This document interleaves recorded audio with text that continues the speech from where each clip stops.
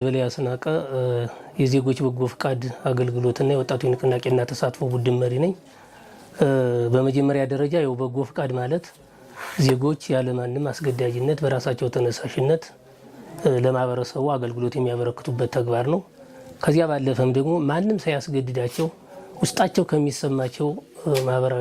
ከሚሰማቸው አገልግሎት በመነሳት ለዜጎች መድረስ ነው።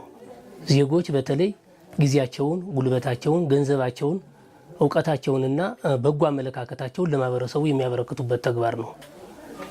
ከዚያ ባለፈ በተለይ በ2017 የክረምት በጎ ፍቃድ ከተሰሩ ተግባራት መካከል በተለይ ወጣቶችን፣ መንግስት ሰራተኞችን፣ ሌሎች ድጋፍ ሰጪ ተቋማትን በተለይ ባንኮችን በማስተባበር ከ12 በላይ ቤት የተሰራበት አግባብ ነበር ማለት ነው። በተለይ በአዲስ ከዚያ ባለፈ ደግሞ በጥገናም ቢሆን ከ15 በላይ የሚሆኑ ቤቶችን ጠግነን ለአቅመ ደካሞች ያስተላለፍንበት ወይም ያስረከብንበት አግባብ ነበር ማለት ነው።